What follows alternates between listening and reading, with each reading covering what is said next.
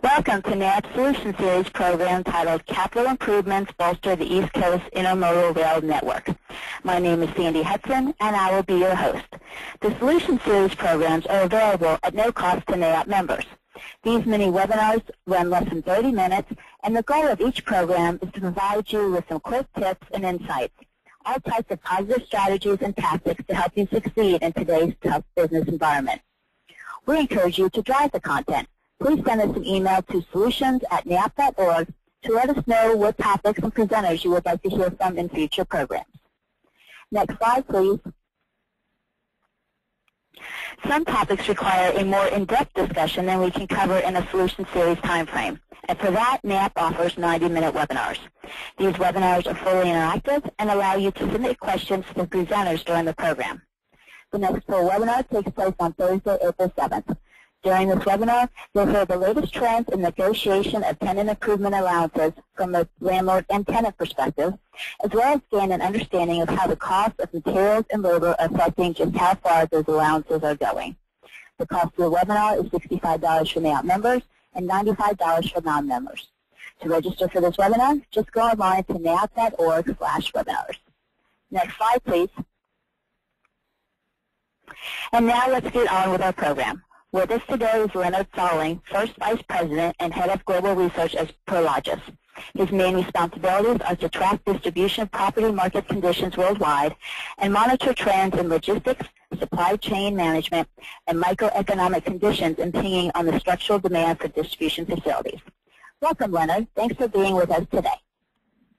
Thank you, Sandy. Good morning, everyone. It's a pleasure to be part of NAIOP's Solution Series. As Sandy said, my talk this morning is entitled Capital Improvements Bolster the East Coast Intermodal Rail Network. The agenda for today's presentation is on this slide. These are the topics that we'll cover.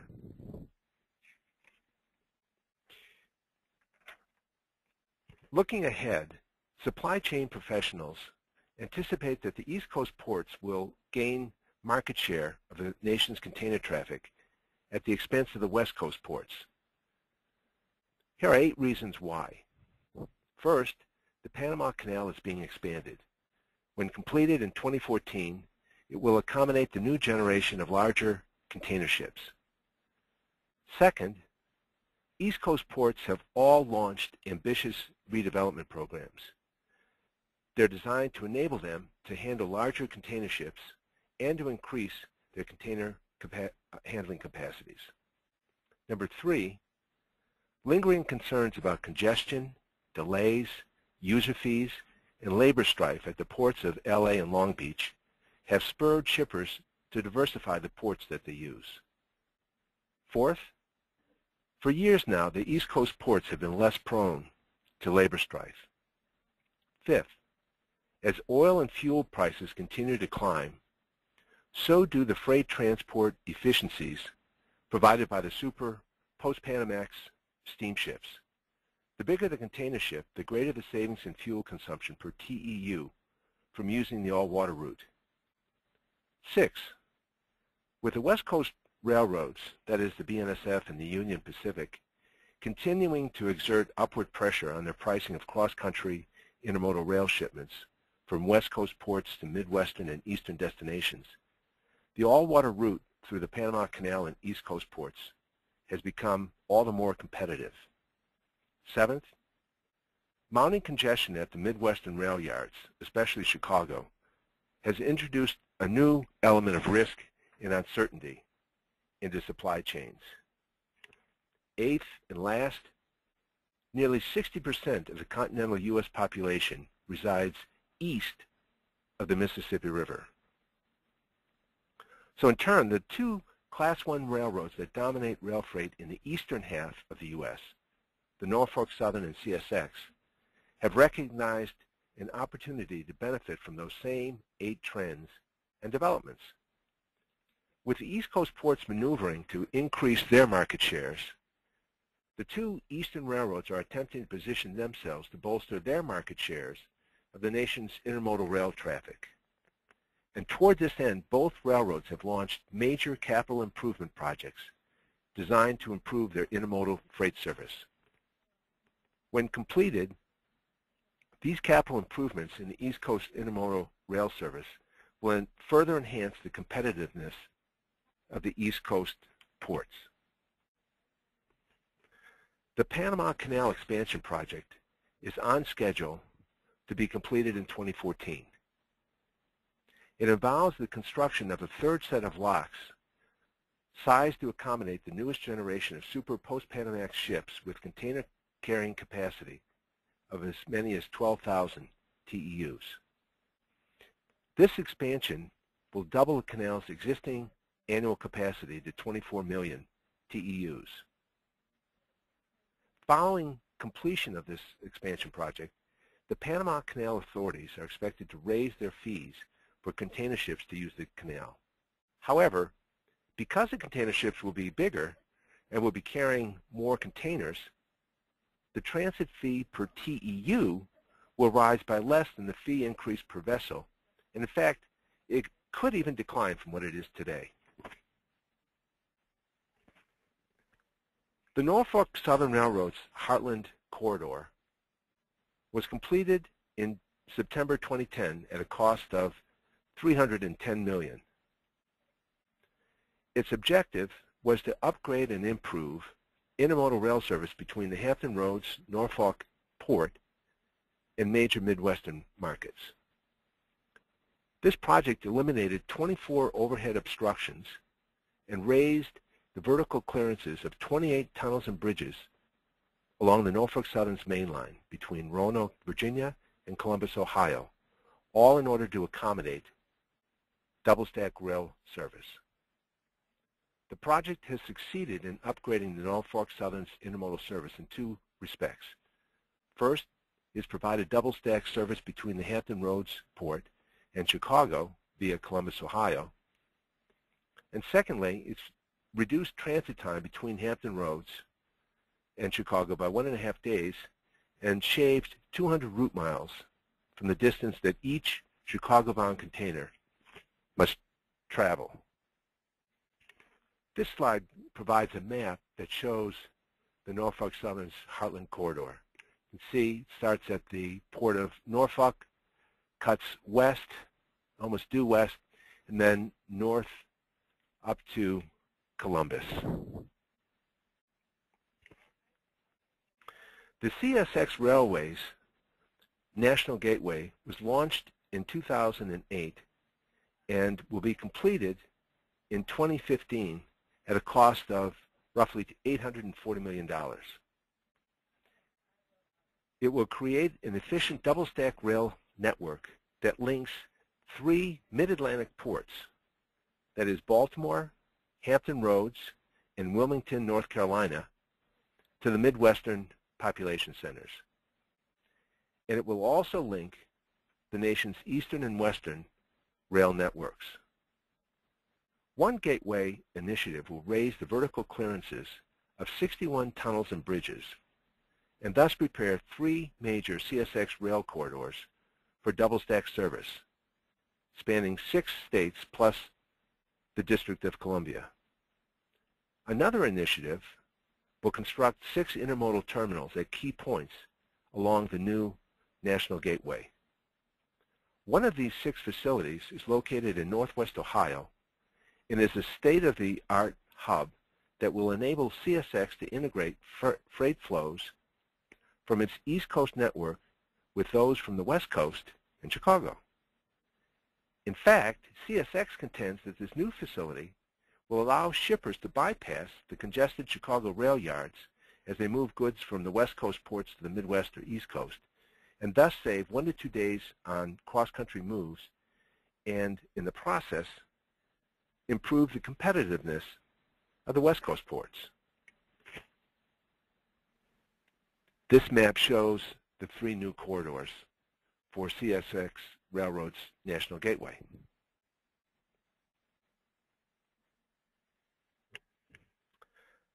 Our interest in the Port of New York, New Jersey's new Rail Express program lies in its overriding objective of improving intermodal rail service to the major Midwestern markets.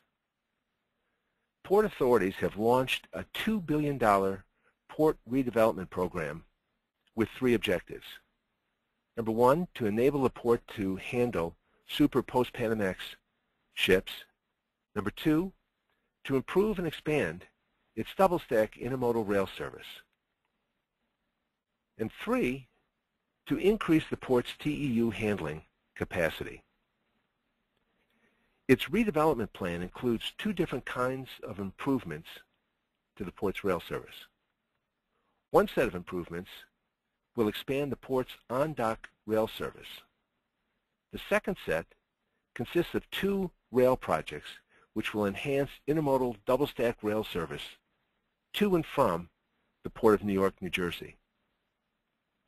When completed in 2011, these improvements in the Port of New York, New Jersey's rail service should go a long way toward improving the intermodal rail network that connects the port to the Midwest population centers. Additionally, the improvements should also bolster the competitiveness of the Port of New York, New Jersey vis-a-vis the other East Coast ports.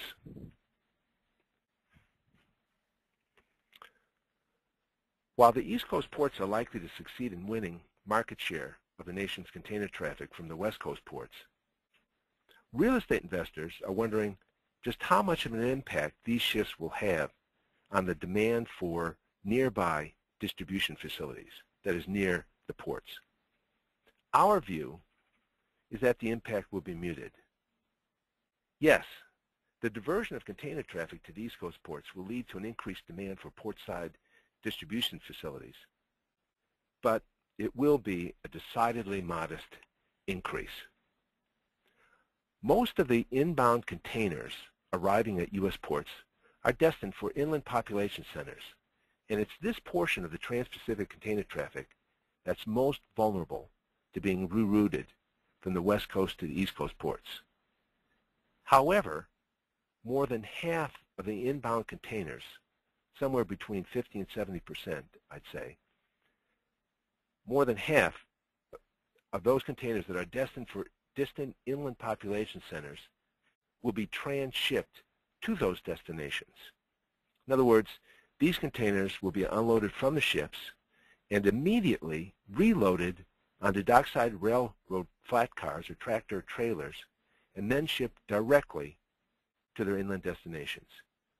So to handle these transshipped inbound containers, shippers have no need to own or lease distribution facilities near the ports because they literally don't handle them there. It's not until these containers arrive at their inland destinations, say Chicago or Atlanta, that they'll be emptied. It's here at the inland population centers that shippers will want to own or lease distribution facilities. And they'll calculate their space needs based on the total volume of imports arriving at these inland destinations, irrespective of whether they enter the U.S. via the West Coast or East Coast ports. Some inbound containers arriving at the port are destined not for inland population centers, but instead for consumers who live in close proximity to the port. And these containers will have to be drayed from the ports to local distribution facilities. However, with the exception of the Port of New York, New Jersey, the East Coast ports are not located near population centers. So in general, about 80 to 90% of inbound containers arriving at those East Coast ports are destined for distant inland locations, and most of them will bypass portside distribution facilities. Not all of those inbound containers destined for inland locations will be shipped directly there. A few of them will be drayed from the ports to nearby distribution facilities dedicated to transloading operations. There, at these transload facilities, the contents of the ocean containers will be unloaded, palletized, and then reloaded into domestic containers or 53-foot road trailers for transshipment further inland. The foremost mission of these import-driven warehouses is to consolidate imports from various origins and deliver them as full truckloads or as full container loads to distant inland distribution centers. Consequently, insofar as the East Coast ports do succeed in winning market share from the West Coast ports, there will be a corresponding increase in the derived demand for nearby transloading facilities. But the incremental demand for them is likely to be modest for two reasons. First, the share of inbound containers diverted to these transloading facilities varies from port to port, but it probably ranges between 25 and 40%, with the ports of LA and Long Beach at the high end. Secondly, such import-driven distribution facilities dedicated to transloading are still something of a novelty, although the number does appear to be growing. In short, however big the migration of container traffic from the West Coast to the East Coast ports turns out to be, this shift will likely have only a modest impact on the derived demand for portside distribution facilities. In the years to come, as these ambitious capital improvement projects are completed, things should get interesting. Again, in all likelihood, the East Coast ports will gain market share from the West Coast ports, and the East Coast railroads should also gain market share of the nation's intermodal traffic. But just how big the migration of container traffic will be remains to be seen, and there are lots of moving pieces to be considered. One of them, for example, will be the new fee schedule for the expanded Panama Canal. Everyone expects that the Panama Canal authorities will jack up the fee for vessels passing through the canal. But the ships will also be bigger and will carry many more containers, so that the cost per container will either not rise as much or could actually fall. Another moving part involves the shakeout of intermodal freight rates. As the East Coast railroads begin to market their intermodal freight services more aggressively, the West Coast railroads, that is the Union Pacific and BNSF, will most likely respond with downward rate adjustments of their own. In fact, shippers are looking forward to lower intermodal freight rates regardless of whether they route their imports through East Coast or West Coast ports. A third moving part involves the CSX's new intermodal facility in Northwest Ohio. It's been designed to provide a bridge that will allow the two West Coast railroads to move their intermodal trains from the West Coast to Midwest and East Coast destinations, bypassing the congested Chicago train yards and saving 1 to 2 days in the cross-country trip. If this bridge works as promised, it will actually enhance the competitiveness of the West Coast ports and their railroad allies. The fourth moving part is really, it's a wild card. The wild card for the East Coast ports and their railroad allies will be what happens when the ILA's current contract expires, that is, the International Longshoremen's Association's current contract expires on September 30th, 2012. The East Coast ports haven't had a major union contract dispute or strike for the past 30 years. And the United States Maritime Alliance, the organization of terminal operators and steamship lines that negotiates the master contract with the ILA, hopes to extend this record beyond 2012. However, last fall, the ILA abruptly called a 2-day strike against the Port of New York, New Jersey. And the incident has left many observers wondering whether it might be a harbinger of a more aggressive ILA stance toward union prerogatives. Net-net, the jury is still out about how well those billions of dollars of capital improvements will succeed in bolstering the market shares of the East Coast ports and their railroad allies. And the jury will probably remain undecided until much later in the decade. Thank you. Leonard, thanks for a great presentation about how the upcoming capital improvements to East Coast Rail and the expansion of the Panama Canal could affect both the East and West Coast U.S. ports. Our next Solution Series program will be available on March 22nd. Watch your email for NAIOP source, our corporate e-newsletter for the program link. Thank you for listening to our session, and